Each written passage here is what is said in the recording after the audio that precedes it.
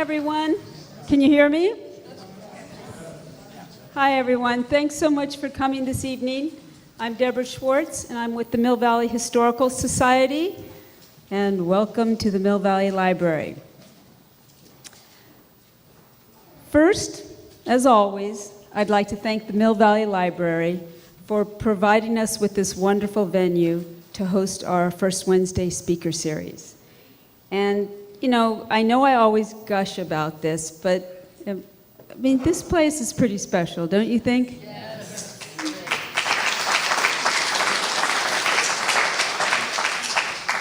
One of the ways that the Historical Society shows our appreciation for allowing us to hold our speaker series here is to help restore order at the end of the evening. And I'm sure most of you have heard this so many times. But after the talk is finished, we sure would appreciate if you would help us stack up the chairs and restore the heavier furniture back to its original order, and we'll be there to help with that. And thank you too for helping set up today. I'm really excited to introduce tonight's speakers. UC Berkeley Earth and Planetary Science Professor, Dr. B. Lynn Ingram, and Dr. Francis Malamud-Roam, who is currently the Senior Environmental Planner at the Army Corps of Engineers. I first heard them speak about California's complicated history of megadrought and megaflood at UC Berkeley. And their talk stayed with me for a long time. It took me 3 years later that I would order their book online. And I'll spare you that lag because they brought some copies here with them tonight. The book is called The West Without Water: What Past Floods, Droughts, and Other Clues Tell Us About Tomorrow. One of my favorite Berkeley professors, famed geologist Dr. Walter Alvarez, once said that climate is the pump that circulates living things over the surface of our Earth. The human migration was and is fueled by atmospheric changes. For example, climate determines where plants can live and cannot live. Animals are compelled to follow their food source, most often plants, and humans are compelled to follow our food source, plants and animals. It is in this way that living things have spread across our planet. Therefore, human survival and migration are inexorably linked to climate. Things may be different now than they were 100,000 years ago, 70,000 years ago, 60,000 years ago, 50, but maybe not so much as we may like to believe. Here in California, cycles of drought and rain have had a major influence on the quality of our life and even our survival. Like, I really need to point this out to everybody after the last 6 years, right? But what has seemed severe to us in the last few years is nothing to what has occurred in the past. In 1861, unprecedented snowfall blanketed the Sierra Nevadas. Then, a series of winter warm storms drenched the northern part of our state. Nevada City near Sacramento received over 9 feet of rain in just weeks. San Francisco received 4 times the average rainfall. Flood waters ravaged rivers, mining towns, and busy cities. In Sacramento, the flood waters rose 1 foot per hour one day, eventually submerging the entire city in under 10 feet of brown, debris-laden water. Heavy rains triggered landslides and mudslides on Bay Area hillsides, killing cattle and tearing houses from their foundations to be carried off in the mud.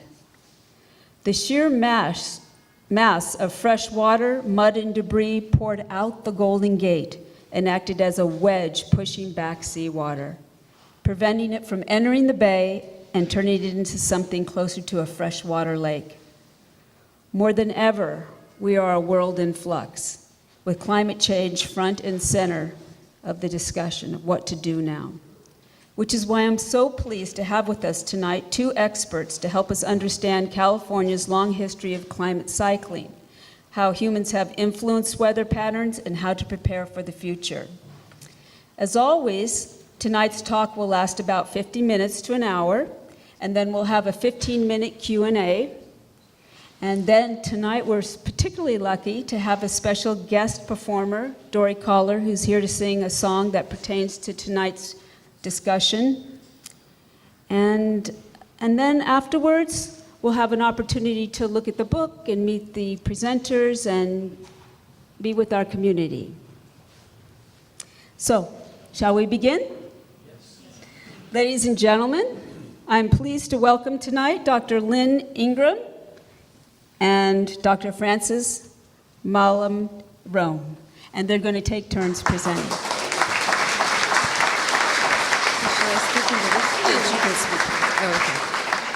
Okay, thank you so much, Deborah, for inviting us to speak at this for the Historical Society.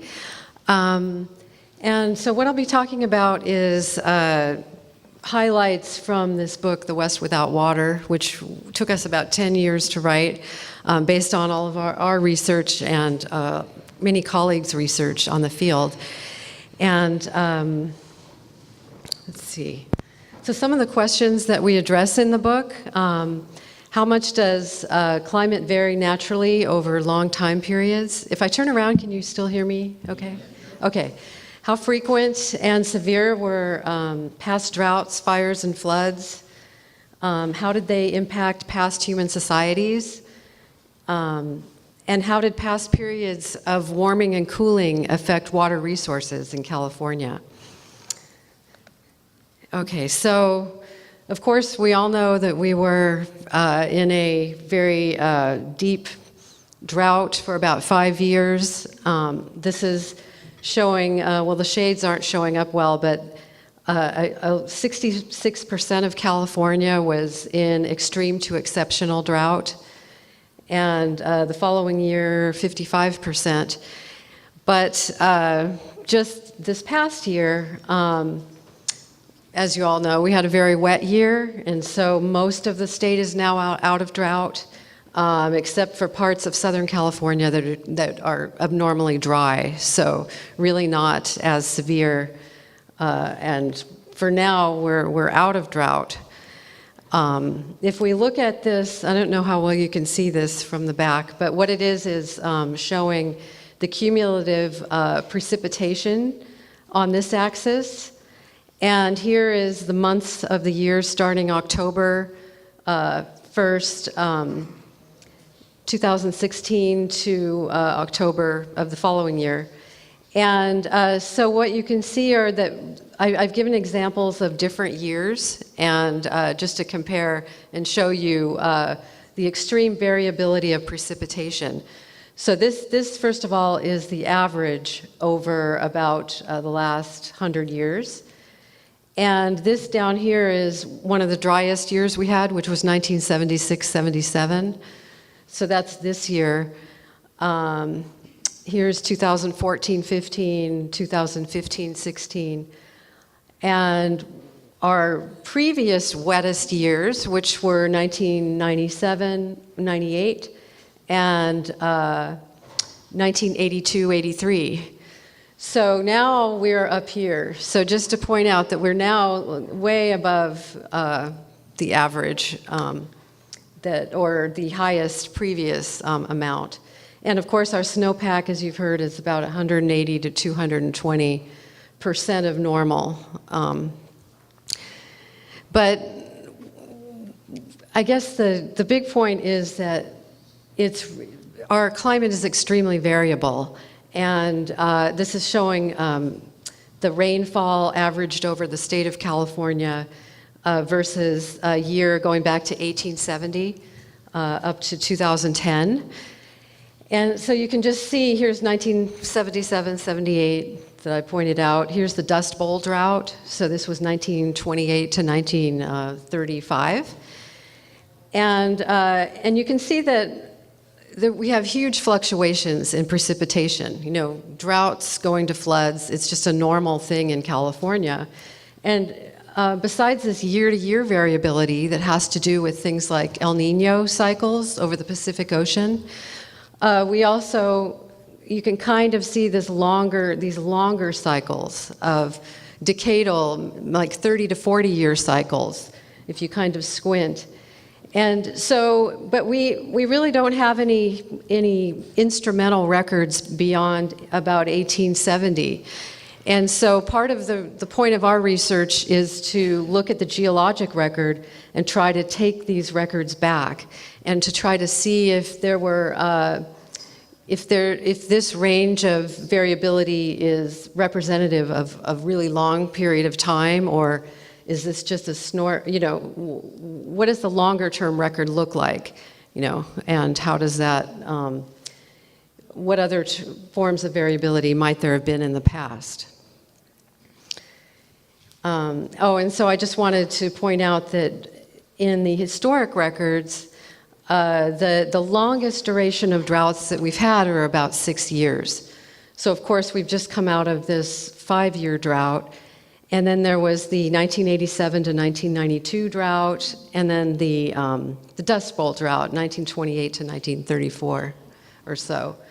And so one question is, well, if we really look back hundreds to thousands of years, did we have anything longer than 6 years, or is 6 years really the longest that we've had in the past? And on the other end of the spectrum, of course, we have very wet years and floods in California. And so some standouts were 1938, Southern California was very wet. This is the Santa Ana River in Orange County. And 1955, the 1950s were very wet. This is in Santa Cruz, San Lorenzo River. And in the 1980s, we also had, it was very wet, and this is actually Mill Valley. And I'm not sure exactly where this photo was taken, but so 1980s were also very wet. There are some records that come from Novato Creek. So here we are in Mill Valley. Novato Creek actually flows into San Pablo Bay up here just south of the Petaluma River. And so reconstructions of flow on the Novato Creek, some of the biggest floods are listed here. This was a study by, what's her name? Oh, Laurel Collins, I'm sorry, yeah. And so you can see that some decades were very wet. This is 1900, 1907, 1909, 1911, very severe floods. Then we go into the 20s, the 30s, and the 50s had a number of floods, severe floods on Novato Creek. And some decades didn't have so many floods. One thing I want to point out is if we go back to the 1862, that was what our introduction talked about, the 1861-62 flood. Based on newspaper accounts, that was a really, even here in Mill Valley and in the Bay Area, that was extremely wet that year. So I'd like to focus, actually, talk a little about this 1862 flood. So this is a reconstruction of precipitation in centimeters against time. So we're starting in 1850 up until 2000 or so. And this is a historical reconstruction by Kerry Mock, who's a geographer. And so he's actually, well, he's back to about 1880, he's used historical records, or instrumental records. But then further back, he's had to use various other kinds of records, ship's logs and various kinds of newspaper accounts and other kinds of accounts to reconstruct this. But what he shows here is that this 1861-62 flood, precipitation was 3 to 4 times that of the long-term average. So you see this of course, like I talked about, this variability in precipitation, but the long-term average, and this is for Northern California, so we've got San Francisco, Sacramento, Stockton, was about 22 centimeters per year, and it was over 100 during the 1861-62 flood. And so, again, based on diary and newspaper accounts, and also based on a book by the state geologist William Brewer, who wrote a book called Up and Down California in 1860 to 1864. And most of this were letters that he wrote to his brother in New York, where he's documenting or describing much of the state of California. But he describes this flood, and there were heavy rains every day for 43 days. It started Christmas Day and continued until early February of 1862. And that led to rapid runoff over the Sierra Nevada, over the foothills. And you had many mining settlements from the gold mining that were flooded out, people killed, landslides. Villages swept away. It was an extremely heavy, catastrophic event. And all of this water that fell over the Sierra Nevada, of course, went into the Central Valley via all the side streams, the rivers that go into the San Joaquin River and into the Sacramento River. And it turned the Central Valley into an inland sea. So the Central Valley filled up. It became about 10 to 12 feet deep, and it submerged the telegraph poles. You could only get around by boat. It inundated and destroyed all of the farms in the Central Valley, and 7 out of 8 homes were severely damaged in California. So it affected the Central Valley. There's also accounts in Southern California, the Mojave Desert, and around San Diego, and around Santa Ana, Orange County, Santa Ana River area. And of course, around the Bay Area, as we talked about with Mill Valley, also over near Danville, there were accounts, in Moraga. So a lot of places had a lot of damage. And Sacramento, which is, of course, within the Central Valley, was flooded. So travel was only possible by boat. Entire houses were swept away, furniture floating in the streets. The California legislature had to move to San Francisco for 6 months because they couldn't function in Sacramento.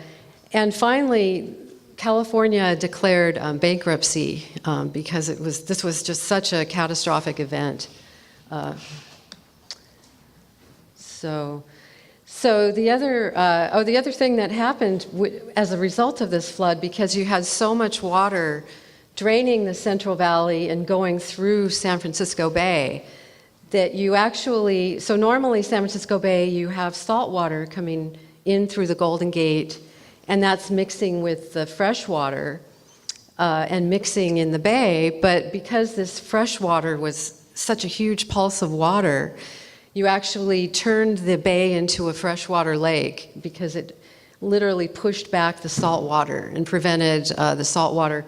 And also this fresh water contained a lot of debris and mud and sediment, and all kinds of things were in it. So it was just a really catastrophic event that occurred. So now we know from more recent research in the past decade that atmospheric scientists have been doing, that the cause of the 1861-62 flood was atmospheric rivers, a phenomenon called an atmospheric river. And an atmospheric river is a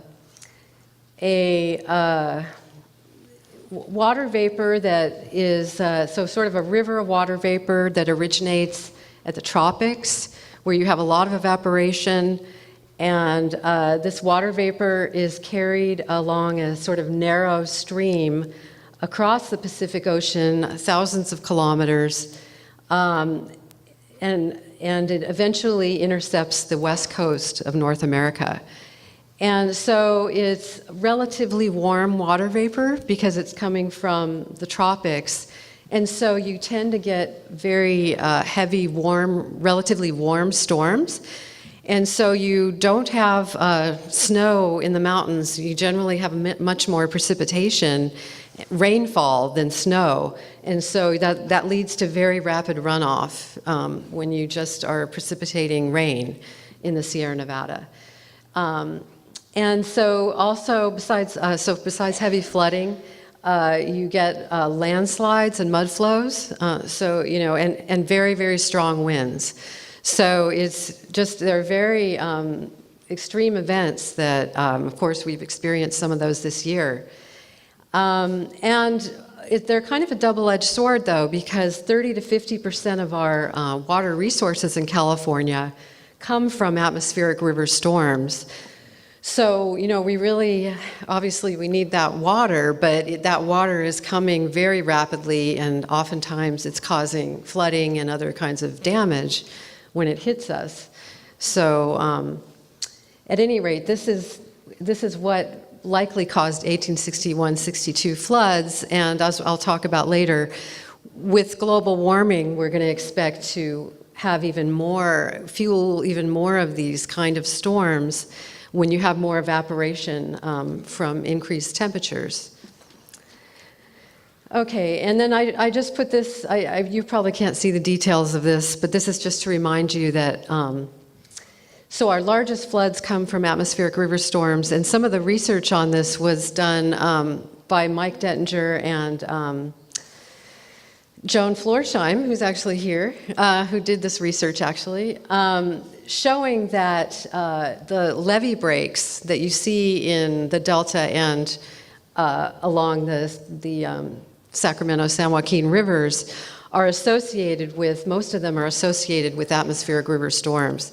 So, just to say that there's this correlation between atmospheric river storms and the biggest floods that we really have here in California. So the question is, could another 1861-62 mega flood happen again? We've only had one in our, sort of human history here. But to answer that question, to go back further in time to see if we've had them before and how frequent were they, we really need a longer-term record of climate and of paleoclimate, of course. And so we need to go back hundreds to thousands of years to kind of see if these extreme floods, how often these occurred, the frequency, not just the floods, but also of any kind of droughts, anything more extreme than the 6 years that we've seen in the last 150 years or so. So that requires the paleoclimate record, and we're going to switch speakers now. And this is or else you could press. Yeah. Sorry about that. Can you guys hear me okay? Great. So, so Lynn and I looked at a number of what we call proxy evidence, which proxy just means indirect lines of evidence because we don't have thermometers that we can pull up from 3,000-4,000 years ago and look at. So these proxy records are basically naturally occurring or accumulated records, and they are contained in sediments from either lakes or the San Francisco Bay or settings where sediments accumulate. They are held in fossils, we find them in trees, marshes, glaciers, and they record in their own way temperature, precipitation, changes in sea level, wildfire frequency, and vegetation change. So let me push that one, right? Good. So here's a slide that shows what some of these proxy records look like and collecting them, what that looks like. You can see this Up here, someone is collecting a core from a tree, and I think you're all familiar with tree ring records, and you're used to seeing something like this. In fact, I think some Muir Woods, they have that slab, right? So you know that every year a tree puts a year's worth of growth, and the width of that ring tells you how good conditions were for that tree, how well it did. Well, a less destructive way of getting those records is being demonstrated in this top photo there. So instead of chopping the tree down, they collect a pencil-thin core from the tree that shows the rings, and then they can go back in time for the life of that tree and see changes annually in conditions. Other records we can look at are held in sediments, and Lynn and I focused our actual physical kind of research on the sediment core records. Here's what cores look like. They come up as long tubes of mud, and those long tubes of mud contain little creatures that were living in the mud. These are diatoms, and over here are foraminifera.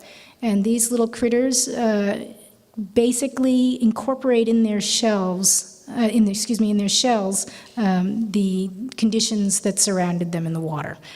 And then they die, and they go and they form this sediment layer in either the bay or the lake bottom or wherever we're looking. So I just want to show you a graph. This is kind of a typical way of depicting climate change over long periods of time. So in this one, we're showing a proxy for changes in, this is relative amounts of delta 018. It's showing changes in sea level, and it's against time. Time's on this bottom axis. And we're looking at a very long time record, about 500,000 years. And without going into too much detail, you can see that there are peaks and valleys in this record. And the peaks represent periods when sea level was at a high stand, in other words, an interglacial warm period. And then the valleys represent when sea level was much lower because a lot of that water was held in ice caps on the Earth's surface, so it was cooler than glacial periods. And a couple of takeaways from this image. One is it's a very long record. The other is that these interglacial periods typically don't last very long. You can see that they're very short ephemeral periods, and then we descend into a fairly long ice age period, and then we suddenly flip to a brief warm period, and again, long, slow, cold period. So I'm going to show you a couple of pictures of the San Francisco Bay, or images of the San Francisco Bay. The bay, during these longer periods in history, the glacial periods, was not a bay, it was a river valley. And this is a reconstruction, so the river valley comes out through the Golden Gate and extended out past the Farallon Ridge. So if you can sort of make out this map, they're showing you the features of the San Francisco Bay Area here. And this light yellow color is where the shoreline extended back around 18,000 years ago, when sea level was a lot lower. The San Francisco Bay, as we know it, forms only during these interglacial cycles, periods, and as we know it today, it came into existence about 5,000 years ago. So it started, seawater started coming through the Golden Gate about 10,000 years ago, and slowly filled in what we know as the estuary today. And so our book does not go into huge detail for 500,000 years, although we do talk about these cycles and what kind of things cause these cycles, these long-term cycles. But what we're gonna talk about today is mainly occurring during the period, the interglacial period that we call home, the Holocene. And just to show you again, we got a proxy here for temperature. This is thousands of years ago, so now we're just looking at the last, from basically the last glacial period when it was at its maximum 18,000 years ago to the present. And as you can see, it's a pretty significant change in temperature globally between interglacial and glacial and interglacial. But I also want you to look on the green side where it's the Holocene, and you can see that during the last 10,000 years, there's been even additional wobbles or fluctuations in global annual temperatures. And in particular, you can see, we're going to talk for a fair amount today about the most recent unusually warm period in our history, the medieval warm period. And that period was a relatively, compared to interglacial glacial cycles, a relatively small change in global annual temperatures, but it had fairly significant impacts, especially here in California. And we're going to talk a bit about that. And what we'll also talk a little bit about is just before that, about 6,000 years ago, this climatic, mid-Holocene climatic optimum period. And that was a period of unusual warmth that lasted about 1,500 years, when temperature across the globe, not everywhere, but across the globe, varied from about 0.5 degree warmer than the average period up until then and from then, to about 3 degrees warmer Celsius. So 3 degrees warming, I think we're all worried about 2 degrees warming, right? Well, that was 3 degrees warming back then in places globally.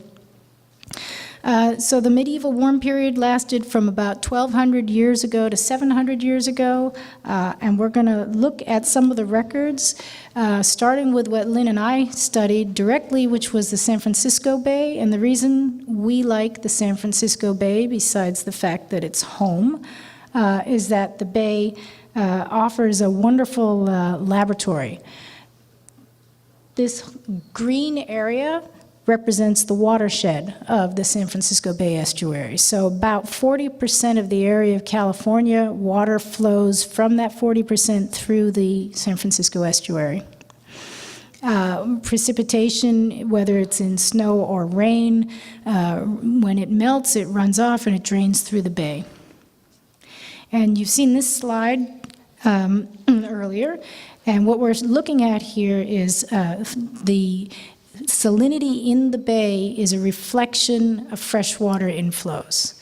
Now, it's the result of seawater coming in with the daily tides, mixing with freshwater that's running off from the mountains. But it really reflects the changes in salinity are reflecting what's going on climatically. There's a long-term steady sea level rise associated with the fact that we're in an interglacial, but that we can tease that out of the record. And so what we're looking at when we see changes is we're seeing changes due to the amount of fresh water flowing in. And some of this evidence, as I said, is recorded in the shells of these little foraminifera creatures that live in the San Francisco Bay. And we collected cores from several locations within the estuary, and we focused on the northern reach of the estuary. There's other research that's looked at some of the sites in the South Bay, but most of our research was looking at the northern reach because, again, that actually is where the Sacramento-San Joaquin rivers meet at the delta and flow. We got a location here in Richardson Bay, which is close to home. And we're going to show some results from that core in a minute, but I just wanted to show, so again, we're closest to the Golden Gate here at the Richardson Bay, so we would expect the records to show more salinity, because typically over the course of the year, the closer we are to the ocean, right, the more salinity that we'd expect. And then moving east through San Pablo Bay and Sassoon Bay, we expect the conditions to be somewhat fresher. We call it brackish. I don't know if that's a familiar term, but water that's a mix of salt and fresh is called brackish. And then in the delta, the water is fresh. And annually, that wedge of salt water moves back and forth with the rainy season, the dry season. Some years, like Lynn described, the 1861 flood, it stayed fresh all year, well past the summer, because of all that water that pushed the seawater way out.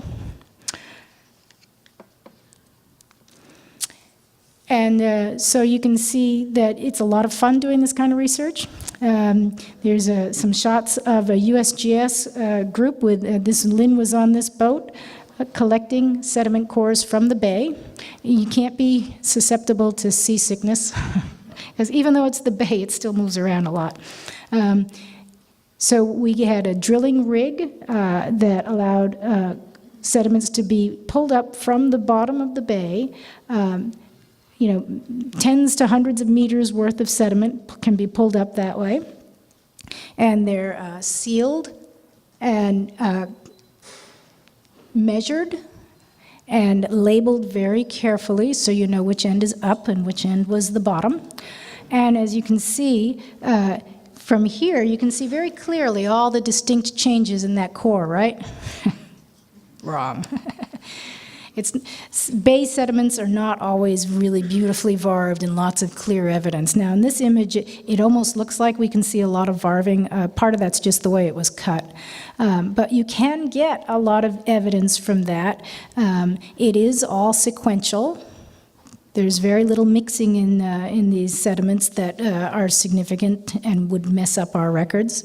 And we can date the cores using radiocarbon analysis, get samples from throughout the core to look at the various fossils of organisms that live there, and then do chemical analyses of those organisms and their shells.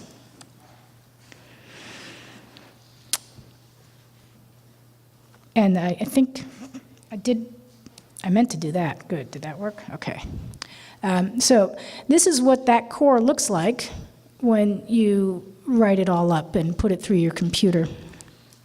And what we're showing here, so depth now, instead of changes in temperature or precipitation, the way we show our sediment cores often is to have this axis be the depth of the core, which is basically correlates to the age of the core. So on this side, we're showing the depth in centimeters. On this side here, we're saying, oh yeah, and here's what our radiocarbon dates show was the age of that spot. So 6,700 years ago, about 1,400 centimeters depth, and then we work our way up. Now, what we're seeing in this record, which is again looking at the delta 018 of the foraminifera that were in there, and the chemical analysis of those shells. Remember I said they reflect the waters around them, so they sort of are what they were living in. And you can use the changes in that oxygen isotope, delta 018, to get a read on what salinity was like back in the past. So what we can see then, if we look at the record sort of take these delta 018 records and using a little equation that is actually accurate and calibrated, we can back out what salinity was like in the waters. So up the top, I'm showing you the estimated salinity that is based on the measurements we took from the shells. And by we, I mean Lynn. So here we're looking at the estimated salinity, and this is from the core from Richardson Bay. We got the present sort of modern salinity shown here as a dashed line. My pointer's not working, so I guess I don't need to point anymore. But the dashed line is reflecting modern salinity, which you guys, I think, can think about why that's so high, why the modern salinity is so high when you look at the rest of the record. But what I really want you to focus on now for the purposes of our talk is the changes you see in that record. First, you see a lot of fluctuations between slightly fresher conditions, slightly saltier conditions. And in particular, you see where we've drawn that arrow. About 1,000 years ago, conditions were relatively fresh, about 16 parts per thousand salinity. and they started getting saltier. And if conditions in the bay are getting saltier, that means rainfall throughout at least 40% of California has been reduced, or precipitation has been reduced. So we're seeing this long period that lasted from about 1,000 years ago to about 700 years ago, reflected in this one bay core showing a reduction in freshwater inflows. It lasted quite a while. And we see this reflected in other cores as well. So does anybody want to jump in and say why the modern salinity seems to be so high? Reduce the size of the bay. Yeah, well, we've reduced, we've filled in a lot of the marshes. We've also diverted a lot of the water for our own uses, right? So agriculture, somebody mentioned agriculture, yeah. So there's been a lot of dams, a lot of water diversions. And so the modern salinity is not strictly a natural condition. So in addition to looking at these bay cores, when I started working at Berkeley with my favorite professor at UC Berkeley, Lynn, she said, why don't you start looking at the marshes surrounding the bay? And there's a couple of reasons for that. One is, do they reflect the same thing we're seeing? And the other is, that also is kind of a reflection of what happens when you reduce precipitation. How does that play out with the vegetation? So I looked at the plants on the salt marsh, the salt marshes and the freshwater marshes and the brackish marshes throughout the estuary.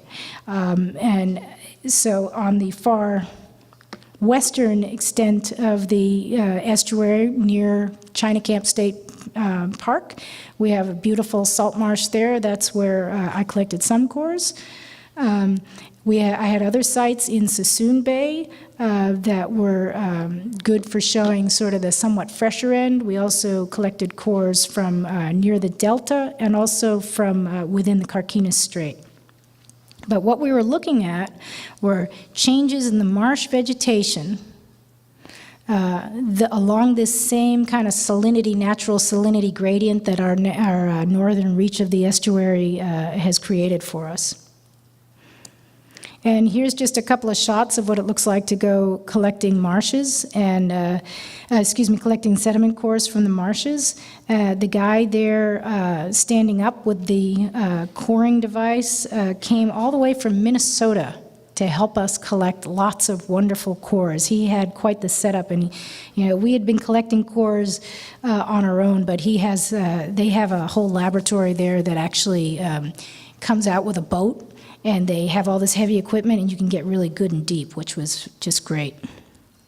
And the next slide here shows what some of the things we're looking at in the marsh sediments. I focused mostly on two things. One was the pollen that the surrounding plants was producing. And pollen is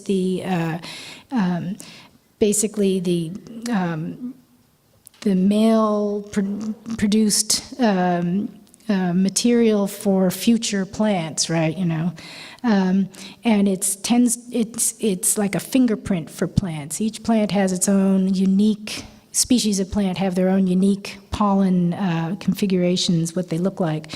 What we're seeing there is a picture of grass pollen, which is really easy because it's just got that one circle. Even though each species has its own unique, it's really hard to tell them apart.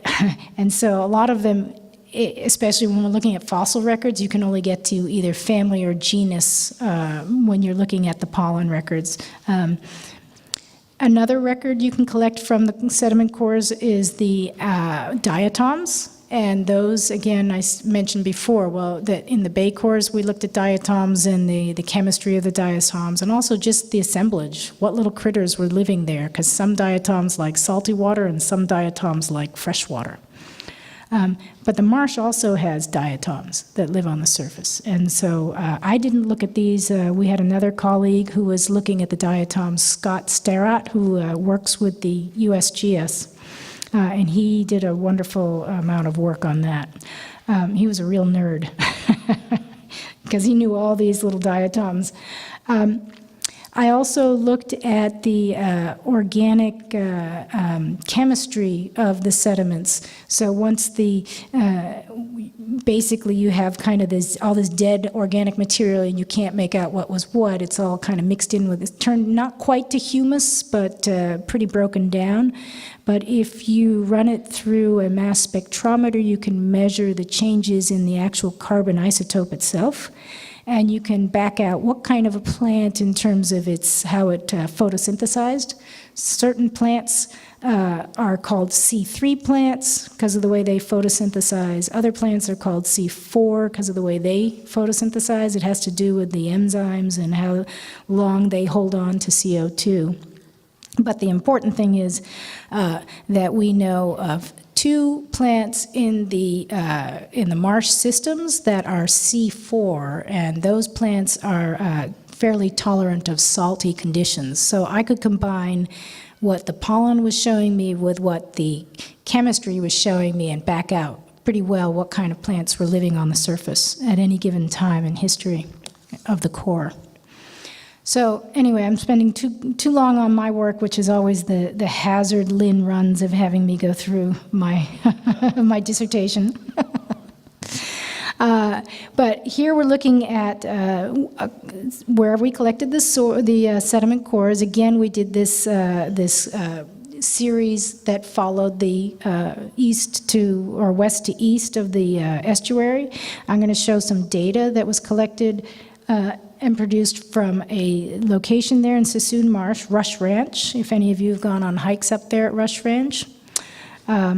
And we put together a paper on this with several co-authors, Roger Byrne, Lynn, Scott Sterratt, Mike May, and I all were looking at different things and put it all together. And basically we're getting another similar story of fluctuations in conditions in the bay. On these graphs, again, we're having the depth of the core, and then here we have the radiocarbon dates. Down on this axis, each of these proxy records, we have them sort of tilted in the same direction. So if it moves this way, it means with the chenopods, it means it's fresher conditions. The diatoms, if they move that way, it's fresher. So I'm sorry about the little bit of confusion there, but the chenopods and the Delta 13 records move in sync together in terms of conditions, whether it was saltier or fresher conditions. The diatoms, they show it in the opposite direction, but it's the same information. This is fresher loving species. And what we see in the record, again, is this prolonged period in this case, it started a little earlier where conditions started to get saltier or drier, the medieval climate anomaly period. And we see increases in the salt-adapted plants. We see saltgrass coming in and cordgrass, which are our C4 plants.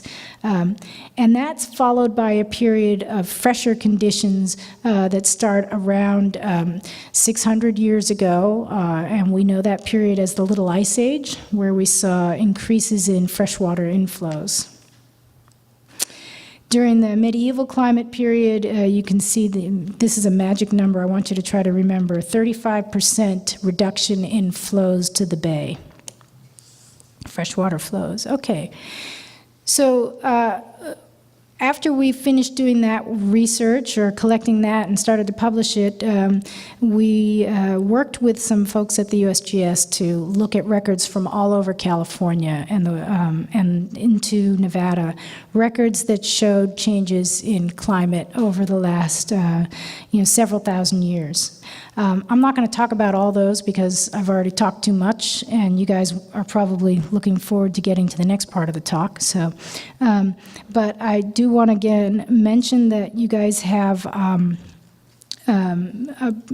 members of your own community. Again, I'm going to shout out to Joan Florsheim. She collected some of the sediment cores that we looked at in the in the flood records in the central part of the state.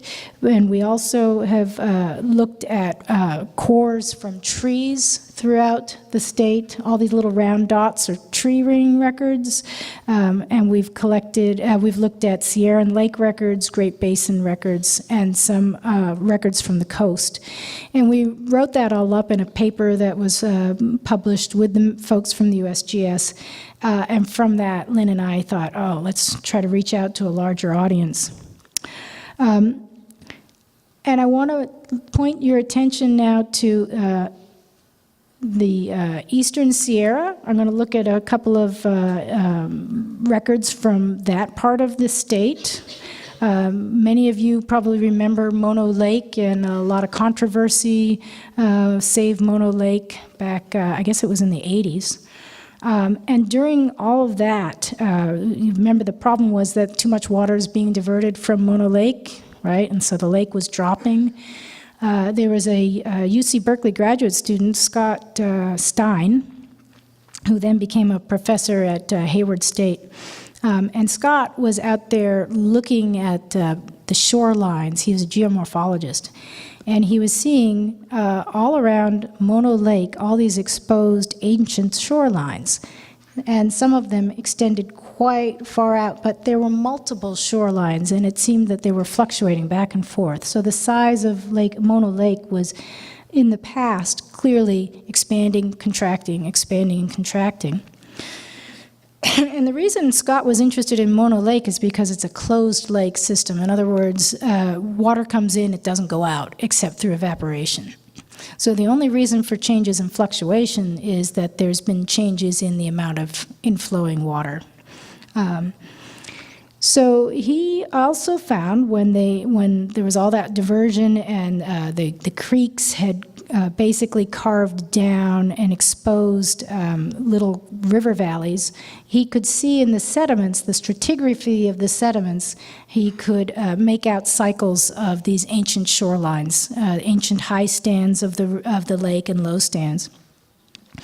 And he was able to reconstruct a record. Again, we have time on this side, the up and down, and then we have changes in basically the extent of the lake, how big it was and how much it shrank.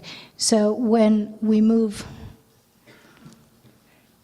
this way, I don't know if you can hear me when I do that, but when it moves this way, we have low lake levels, the size of the lake has shrunk.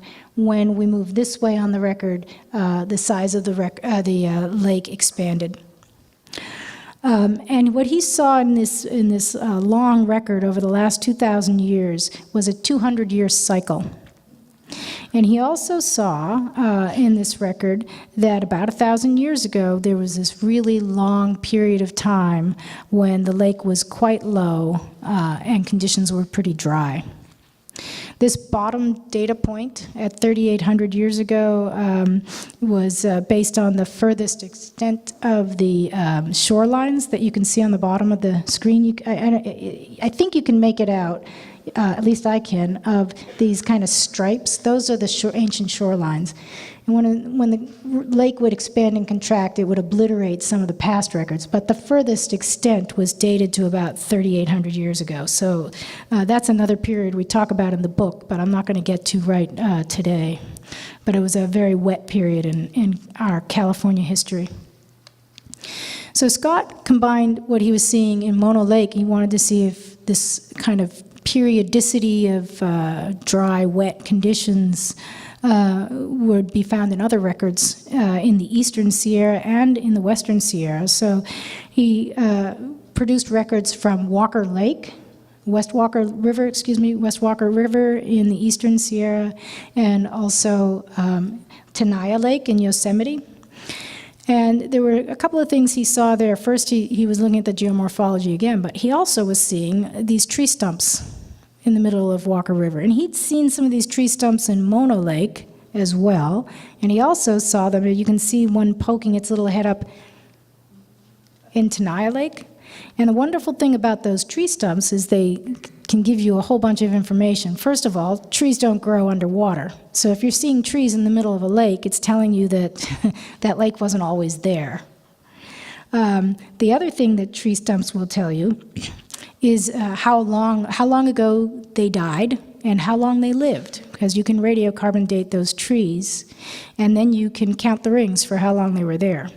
So Scott was able to tease out two prolonged, what he called megadroughts, medieval megadroughts, where these tree stumps all dated to around 9 to 1100 years ago, or excuse me, 9 to 1100 years AD, and 12 to 1350 AD.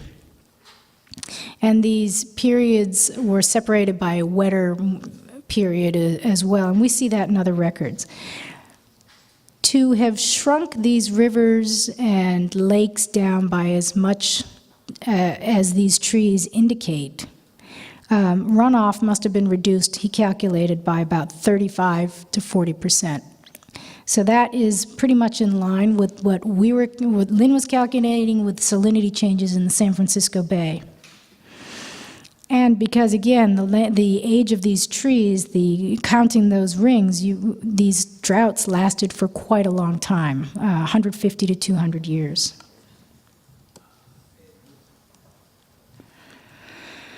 Now, during the same period, this medieval period, we also have records of increases in fire frequency. So what kind of impacts do prolonged dry periods have? Well, we see it today, right? We see vegetation dying, we see more increases in forest fires. So the giant sequoias down in Sequoia National Park, these trees are capable of surviving a fire, as long as it doesn't completely engulf them, but they can survive pretty severe fires. They just scar up and get on with things. And so a researcher named Tom Swetnam was looking at a bunch of giant sequoia trees and their fire scars, during the medieval period. He was able to date these, again, by counting the tree rings themselves, and dated these years of forest fires. And he found during this medieval period, 30% increase in fire frequency during this medieval drought period. The other thing, because I was in the geography department. Lynn was in a combined professor in geography and geology. So I was kind of interested in, what happens to human societies when we have droughts or floods. And so we find that the archaeological records also show things were happening during the medieval droughts to pretty advanced societies that were living in the American West. And we found in the Four Corners region, the ancestral pueblos that lived there had been doing just great up through about 1100 AD. They were at their peak population sophistication. You see these amazing, pueblos carved into the rocks in Arizona and in Colorado and New Mexico, Montezuma's Castle. And then when the medieval drought period hit, you see all these societies just collapsing. And you see a lot of evidence of violence, warfare, and just people disappearing.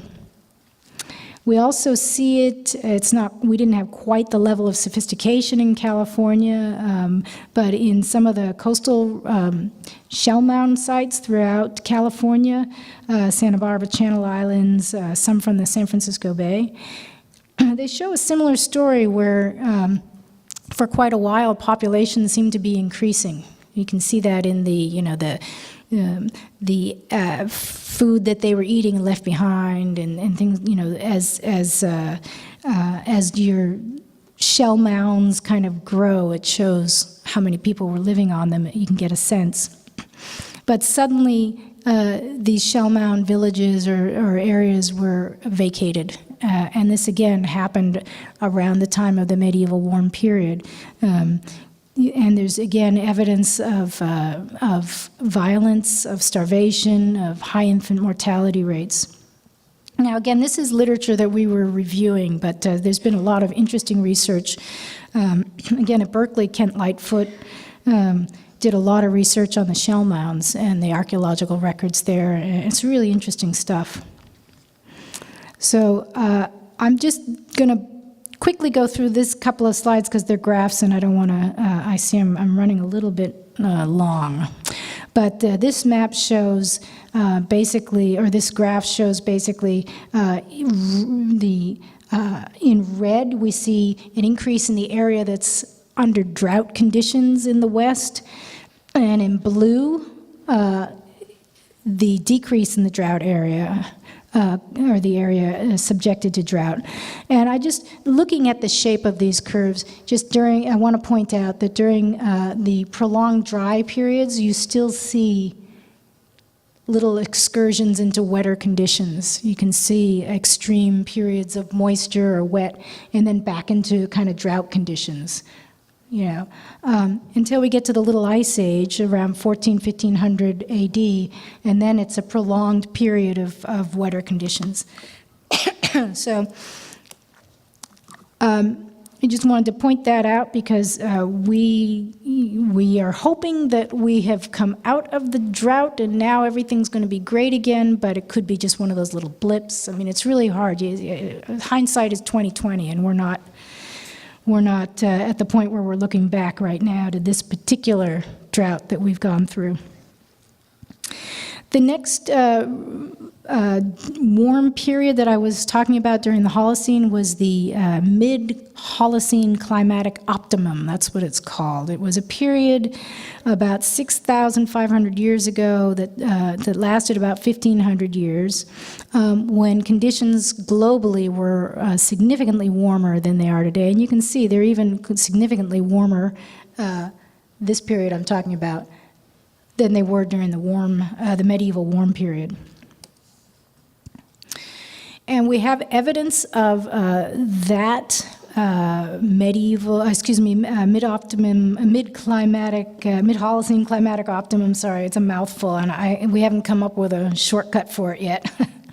But we found evidence for that in lakes again, and in this case, we're showing you pictures from Lake Tahoe, and you guys know Lake Tahoe is pretty deep. Susan Lindstrom was underwater collecting tree ring cores from these huge trees that were there in the middle of the lake. These trees had been seen back in the 1930s, and we talk about this in our book, and now I'm blanking on the guy's name, but maybe Lynn will remember and tell you, but he spotted these trees and it's poking out of the water during the 30s drought. And he said, that's weird. I wonder how those trees got there and what that means.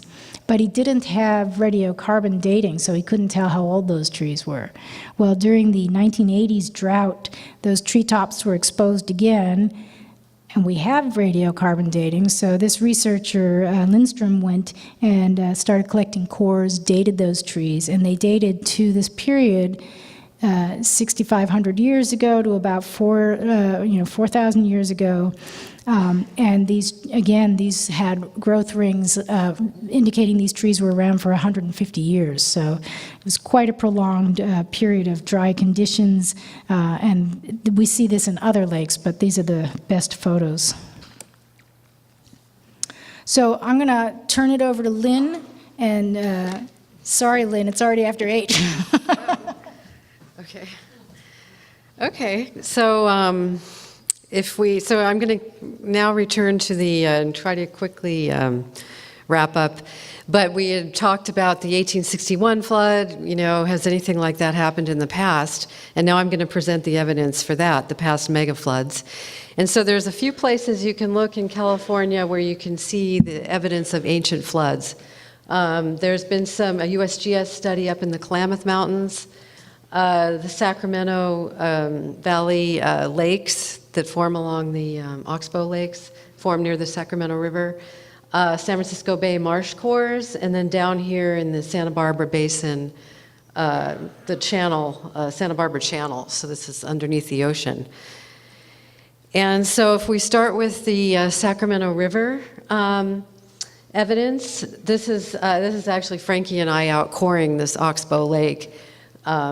Which is an oxbow lake is basically when you have a meander in a river that gets cut off over time. It fills in with sediment, and over time you get a separate, this meander gets left behind and separates from the main channel. And so we can detect ancient floods because during a large flooding event, you're going to overtop the levees on that river, and the river waters spread out in the floodplain, and they carry a lot of sediment into these oxbow lakes. So you basically see a deposit of, really thick deposit of sediment that will accumulate in these oxbow lakes during a major flood. And so this is actually work that Roger Byrne did with his graduate student at UC Berkeley, and Don Sullivan and Byrne. And so basically they took these cores in the oxbow lakes, and you can actually X-ray the core, and in the X-ray you can start to detect these lighter layers of flood layers. And then you go in and sample them and radiocarbon date those layers, and that will give you the date of the ancient flood. And so what he found was that there were major floods, like the 1861-62 flood, that occurred every 1 to 200 years. So he saw that those were actually a regularly occurring event that happened maybe every 1 to 200 years. So it's really something that we need to prepare, we need to be aware of, and we need to prepare for another 1861 scale flood, because it's been, 160 years or whatever since the last one. So it's just something that the USGS is actually trying to get the folks in Sacramento really aware of this situation, so we can start to have, just like with earthquakes, we can prepare people, get people early warning systems and things like that, because this is, could be a very catastrophic situation. And then the core from a similar story here from Santa Barbara Basin. You can see these layers so these are the normal layers, and then the gray, these thicker gray layers, are from the very large floods.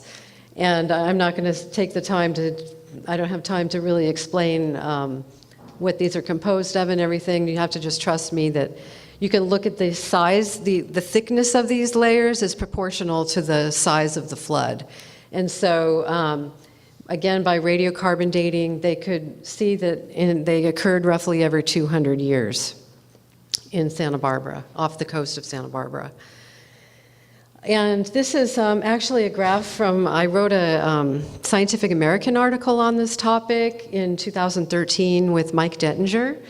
And so this is just a graph from that article where we put together those 4 different places I showed you, those locations. So this is from San Francisco Bay, the flood events. The top is 2000. So this is around 1600 AD. All the records agree that there were floods. This is 1400 AD, and here's 1000, and so on. So it's, we're trying to get more data, but this preliminary data really shows that it's pretty robust, that we're seeing that these floods did in fact occur quite regularly in the past. And so it's just something that we need to prepare for. And so this is, so kind of moving on to, well, what does this mean for the future?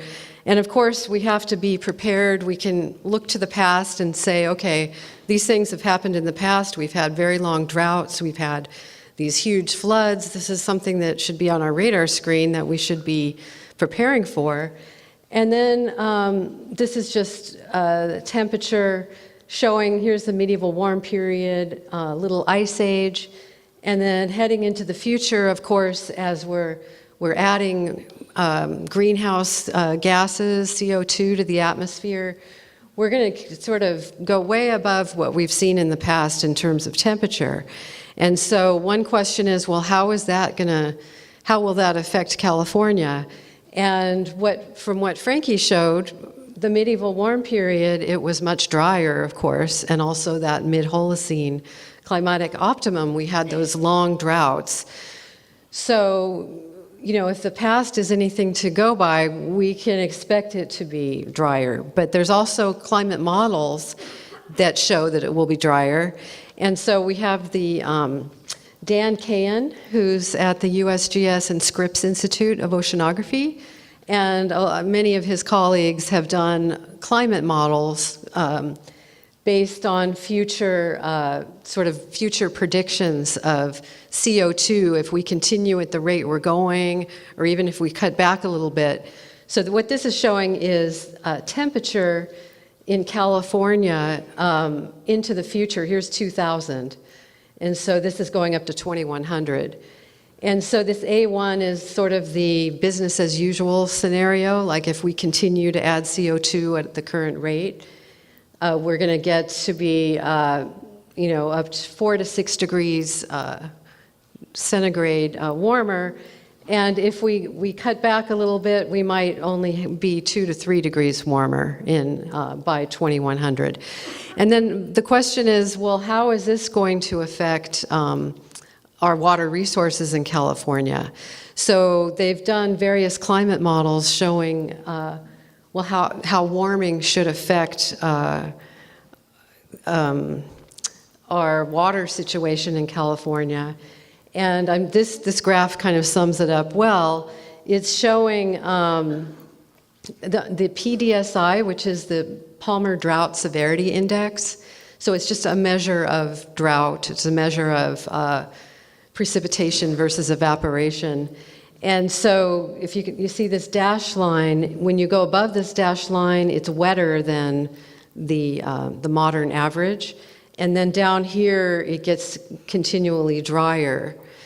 And so this is showing the PDSI going back 1,000 years based on the tree ring records. So you can see that back during the medieval time, we were down in this range, around -1 on this PDS, -1 to -2. And then it increased for the Little Ice Age. But this is heading into the future now. And this is based on the temperature records, those temperature records, that the future projection of temperature, that basically it should continue to get drier because we're going to have more evaporation. And so it's an evaporation-driven drought in the future. So regardless of how much actual precipitation we have, the fact that it's going to be warmer is going to cause us to lose a lot of that water to evaporation in the future. And by 2050, they're showing that we will be around the level that we were back during the medieval droughts if we continue on the business as usual path. So this is the kind of high emissions scenario, the worst case scenario. And then it'll just continue to go down, unless we start curbing our emissions of greenhouse gases. Temperature will go up, and our effective moisture, our evaporation will continue, and it will be drier in the state. So that's kind of a sobering kind of graph right there to me, because it kind of puts that in perspective of what the medieval droughts. At the same time, I mentioned earlier that when it gets warmer, we have more evaporation of seawater, which is what drives these atmospheric river storms. And so what they're showing with the Mike Dettinger and others have done models that show that we can expect stronger and more frequent atmospheric river storms. So even though it'll be on average drier, it'll be punctuated by these big storms like we had last year. And so we'll really have to be preparing for more drier conditions, but also, larger floods in the future. And I just want to point out that with the Central Valley, one particular area of concern is the Central Valley, because as we talked about with that 1861 flood, the Central Valley filled up with 10 feet of water. And yet the Central Valley, because of all the pumping of groundwater and with the agricultural industry, it's actually subsided by up to 30 feet. And so the whole Central Valley is like a deeper a deeper basin now, and so it's more vulnerable to flooding. And at the same time, well, and also we have aging levees and dams, that are not going to withstand, the kinds of events we might have in the future. And then we've also got a growing population in the Central Valley. So now it's 6 million and growing in the center. That's where a lot of growing cities are. So it's really something that I think, people should be aware of, and it's something of concern. So to conclude, if we look in the past, we see that we had larger droughts, more extended droughts than we've seen over the last 150 years. Those occurred during warmer periods, medieval and the mid-Holocene, and then those were punctuated by megafloods that occurred every 1 to 2 centuries in the past. And future warming will probably lead to increased aridity and drought. So we'll have those evaporation-driven droughts. And at the same time, we'll have stronger atmospheric river storms, so, more severe flooding events. And so these are, we really need to be thinking about preparing for both ends of the spectrum for the future. Okay, thank you.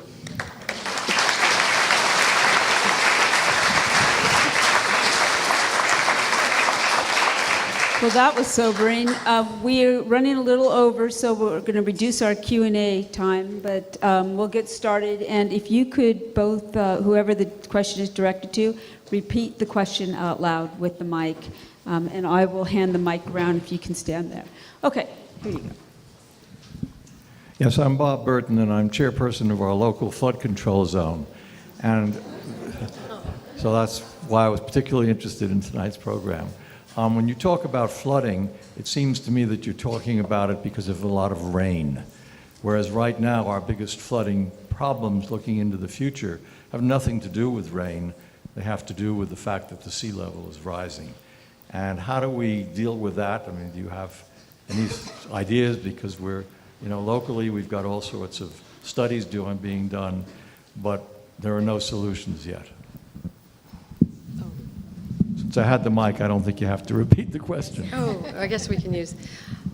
Yeah, you're right. I mean, sea level is, of course, as you're going to be melting the ice caps and expansion of seawater, surface waters. So that is going to be a problem. I mean, along the coast. I mean, I don't know if you want to add to that, but. No, I mean, Yeah. it means, conditions when the Central Valley fills up with water, it's also going to be harder for that water to drain. I mean, we did see in the 1861 flood, it took a long time for that water to work its way out. Well, when the base level of the oceans are higher, it's going to be harder. Ideas for solutions, if you were to ask us, well, there's, change presidents, yes, get out and vote. I don't think I have to tell anybody from Mill Valley to go out and vote. But, I mean, I would also look to, putting in a pitch for tidal marshes and wetland areas, because we do have some natural defenses. We've obliterated something over 85% of the marshes that used to surround the estuary and the Bay Delta. I think, really push for as much, restoration as we can. Obviously, it's going to be hard because we've got cities on top of where these wetlands were, but, that would be one of my personal pushes. I know there are infrastructure changes we have to consider, and we'll be investing a lot in that, whether, we do it with foresight or we're forced into it. But I also like to think of long-term, trying to get in some good environmentally positive ways of handling it. And do you have any? Why didn't you do an ocean core sample outside of the area that our estuary? You did it off of Humboldt or Del Norte County and one in the Southern Ocean, but you didn't do one. Why didn't you do one off of the area that you're studying, the estuary? Well, we kind of had to do we didn't have the funds to do it off the, because it's much more expensive to core offshore because it's deeper and so on. So we had to rely on other cores for outside the Golden Gate, and the bay is very shallow, so it was something that we could do within our budget of, you know, what we had for funding, because we wanted to, but yeah, it's a good idea to take a core right outside the Golden Gate. Hi, thanks for the presentation tonight. So on one of the earlier charts looking at temperature, I thought I saw something that looked like it was a 3 degrees Celsius higher kind of global average temperature than today. And then in the more recent chart where you were kind of extrapolating the temperatures, it looked like maybe it was just a 0.5 to 1 degree Celsius greater. So I was really interested in the earlier chart. It looked like the temperature had been, 3 degrees higher than today globally. And I was just going to ask, if that was right, what lessons does that teach us about, so the medieval warming period, and maybe I misread it, but what does it tell us about what a warmer world looks like?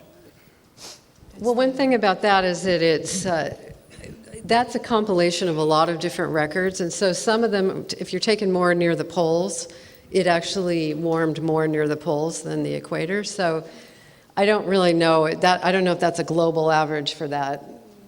I'm talking about this period here. I don't think so.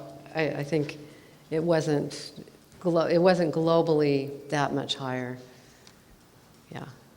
Although that is one lesson that we do take away from this, is that looking into the future, we're going to see bigger changes at the poles than we'll see near the tropics, and that we're already seeing that. Yeah. Any other questions? One? Okay.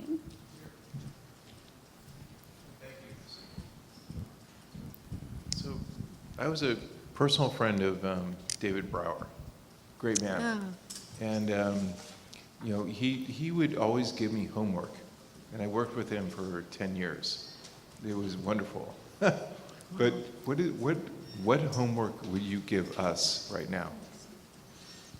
I mean, what should we do? Oh, boy. Yes, have humor, That's a good babe. question. That's good. You're most recently giving homework assignments. I have none. Oh. Well, there are a lot of other books out there you can be reading too, and Peter Glick has a website where he's got a lot of, references and material available for, it sort of depends on what, your big passion is. If you're passionate about paleoclimate research, we can give you some good professors to to look into. But I imagine most of you are more passionate about what's going on now and into future generations. And so I would be looking to at adaptive kind of things we can do, but also protections and conservation, because one thing I hate to hear is the salvation for the human race is colonizing Mars, and then I think, well, what about the rest of the species on the planet, So, I think we need to focus on slowing down what we're doing, the damage we're doing, and reversing it if possible. Try to save this planet. One question more, and then we're going to continue on. I'd like to go back to the question that you were asked about the warming period. If you go back 6,000 years to that warming peak, what actually transpired at that point? What loss of species were there? What changes in species? What migration patterns? And what actually happened in the way of volcanic action or in rainstorms or flooding? Are there records to indicate what transpired then? Well, there are a lot of records of change. What a lot of people looked at have been pollen analyses. I showed you some pictures of pollen and plants, and so there are a lot of studies looking at lake sediments and the changes in vegetation patterns, and there was a huge amount of kind of migration of plant communities. And during some of these unusual changing times, you would have assemblages of plants that we have no analog today of. They're very unusual combinations. So it's a little harder to get at changes in animal migrations. There are studies out there. There are, evidence of some extinctions. I think, Lynn, you saw some changes in the bay cores that you looked at, some of the mussels, oyster shells, and so there were changes that way. Archaeological records show evidence of changes in Migrations, it's true. yeah, of the prey. So, in terms of, I wasn't quite sure whether you were asking what happened as a consequence of this heating or what happened to cause the heating. But the causing the heating is a little more complicated, and I bet you people want to. Were predecessors forced to move? Yes. And what direction did they go? Yeah. Well, here in the western United States, there's evidence that people that lived inland in the sort of desert southwest migrated toward the coast. So that's one big migration that we see. But I think globally there were lots of various migrations and things that were happening during that time. Yeah. Thank you both so much for coming here this evening. You're welcome. We've got a special treat for you. Dory Caller, where are you? He's a true friend to the Mill Valley Historical Society. Some of you might know Dory's song, The Old Railroad Grade. And he's got another song for you two, as a way of saying thanks, and for us to ponder. Dory?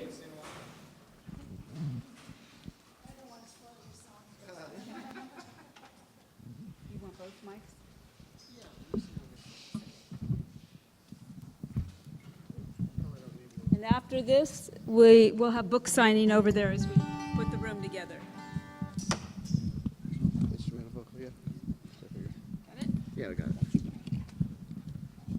Hi there. What a cheery subject, huh? And of course, I have a song for it, right? You like that? Okay, so this song is indirectly, it's about taking a look at the future, and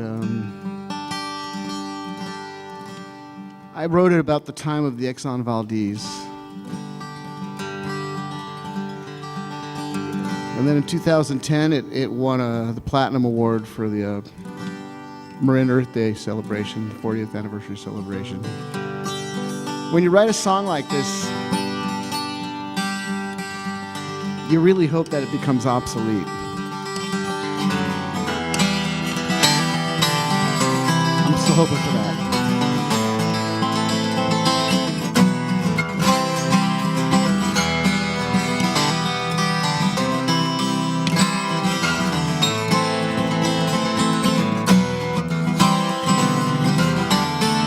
Walk outside today, all the birds had flown away, not a feather to be found, resting on the barren ground,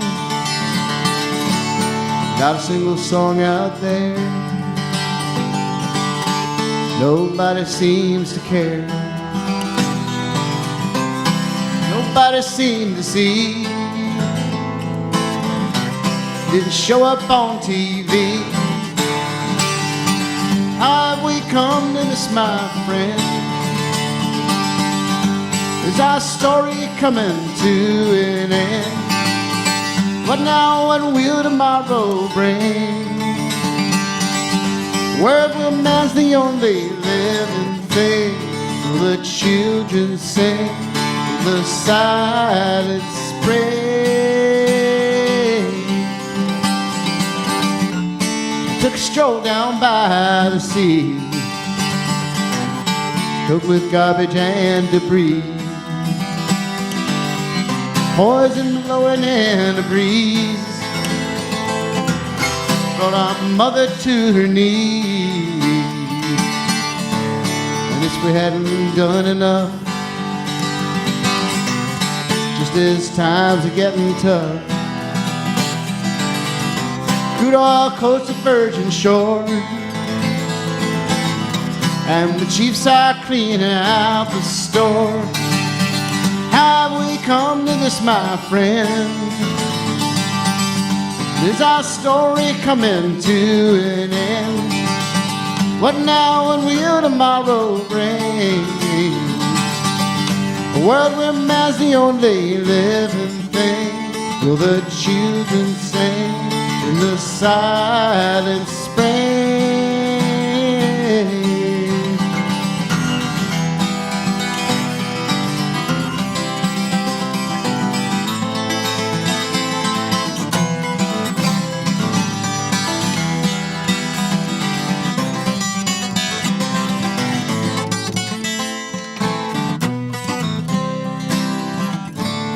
Say you reap just what you sow. Soon there'll be nothing left to grow. Used to be we were driven by need. Well, these days it's mostly greed. I think it's time we took a stand. Hold the future in our hands. Say the strong that will survive. But will there be another creature alive? How we come to this, my friend? Is our story coming to an end? What now, what will tomorrow bring? A world where man's the only living thing. Will the children sing in the silent spring? How have we come to this, my friends? Is our story coming to an end? What now, what will tomorrow bring? A world where man's the only living thing. Will your children sing in the silent spring?